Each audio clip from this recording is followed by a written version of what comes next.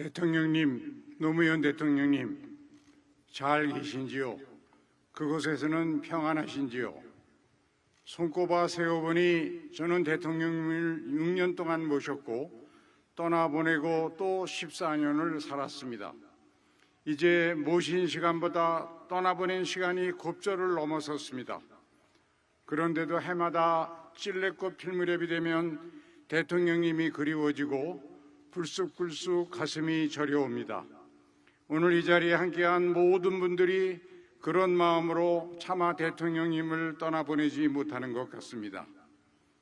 2003년 1월이던가요? 그날 대통령님께서는 요즘 도톰 잠을 못 이루신다며 성공한 대통령이 되자면 무엇부터 해야겠느냐고 물으셨습니다. 저는 제가 경제밖에 모르긴 합니다만 다른 걸 다 잘해도 경제에 실패하면 성공한 대통령으로 평가받기는 어려울 것 같다고 말씀드렸습니다. 대통령님께서는 또 그 경제 얘기입니까? 이미 OECD 국가고 지금까지 성적만 보고 달려왔는데 언제까지 경제 하나만 매달려야 합니까? 라고 말씀하셨습니다. 대통령님, 저는 지금도 그때 벅차오르던 그 심정을 잊을 수가 없습니다.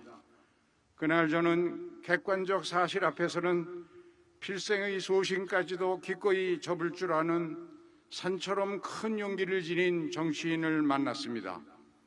그리고 경제를 잘하자면 어떻게 해야 합니까? 하시던 그 질문은 제 인생을 송두리째 바꿔놓는 말씀이 되었습니다. 그날 인재를 널리 찾아야 한다는 말씀도 드렸습니다.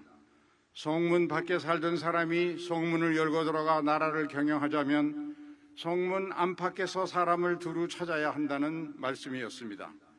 대통령님은 지방 출신의 비주류 정치인 성문 밖 사람이셨지요. 저는 평생을 공직자로 살아온 성문 안 사람이었습니다. 대통령님께서는 고개를 끄덕이며 성문 안팎을 가리지 말고 정부 주요 직책에 임명할 수 있는 인재풀을 적어도 3배수 이상 충분히 만들라고 지시하셨습니다. 그때 그 결정이 참여정부 5년을 이끈 든든한 힘이 되었습니다. 그즈음 선거 때 한 공약을 다 지키지 못할 것 같아 괴롭다는 말씀을 자주 하셨습니다.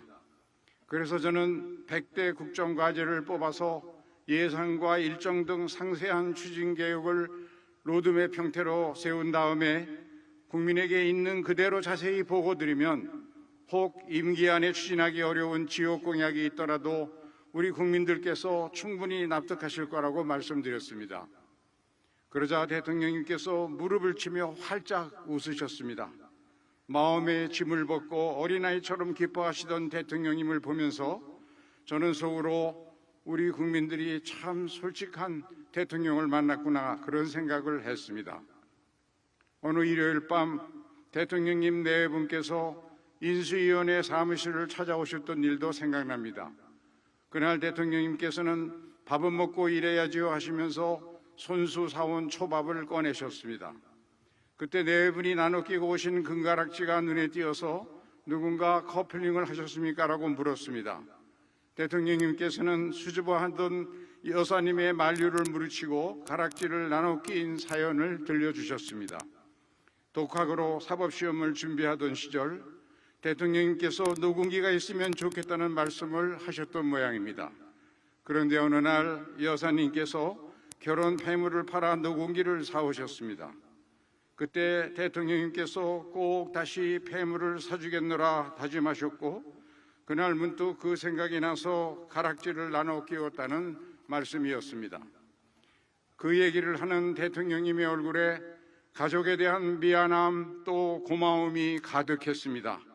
그리고 그날 두 분이 낀 그 가락지가 제 눈에는 세상 무엇보다도 아름답게 빛났습니다.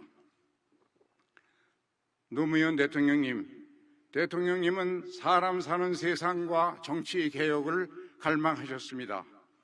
여의도 높은 담벼락 안에 있던 우리 정치를 평범한 시민들에게 들려주기 위해서 동분서주하셨습니다. 그렇게 사랑방 정치, 제왕 정치에 막을 내리고 시민이 중심이 되는 새 정치 시대의 문을 여셨습니다. 돈 안 드는 새로운 정치, 정당 민주화, 대통령님이 있었기에 우리 정치가 세계 보편의 선진민주주의로 진입할 수 있었습니다. 대통령님과 함께 경제 번영과 교육개혁, 정치개혁을 위해 마음껏 일할 수 있어서 참 좋았습니다. 오늘 저는 대통령님께서 남기신 정치개혁의 유업을 떠올리는 날이 많습니다. 대통령님께서는 지역주의 극복을 필생의 과업으로 삼으셨습니다. 지역구도를 깨는 선거법만 동의해주면 권력의 절반, 내각 구성 권한까지 넘기겠다고 하셨습니다. 서로 발목 잡기에 몰두하는 낡은 정치를 끝내기 위해 진영을 초월한 대연합의 정치를 구상하기도 하셨습니다. 우리 정치가 얼마나 안타까웠으면 그런 말씀을 하셨을까 생각할수록 가슴이 메워옵니다. 그 일로 진영 내부에서 많은 공격을 당하기도 하셨죠.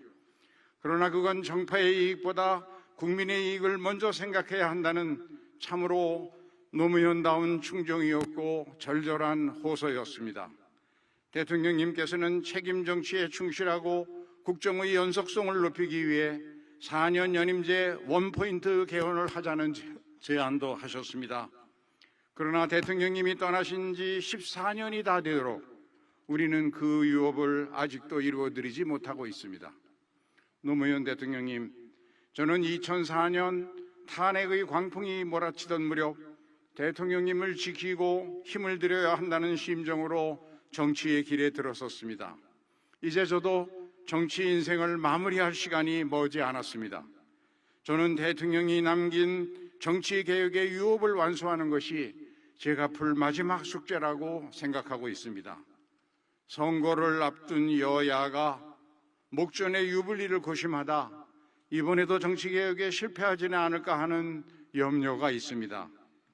그렇게 되지 않도록 권력의 절반을 내주는 한이 있어도 꼭 정치개혁을 이루고자 했던 대통령님의 그 간절한 마음으로 임하겠습니다.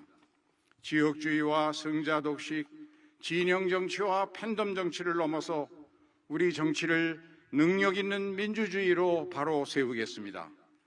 대통령님께서 저 하늘에서 활짝 웃으시며 야 기분 좋다 하실 수 있도록 간절하게 온 정성으로 정치개혁의 유업을 이루겠습니다. 대통령님, 노무현 대통령님, 내년 봄 봉화들판에 찔레꽃이 피면 그때 다시 찾아뵙겠습니다. 편히 쉬십시오. 그립습니다. 사랑합니다.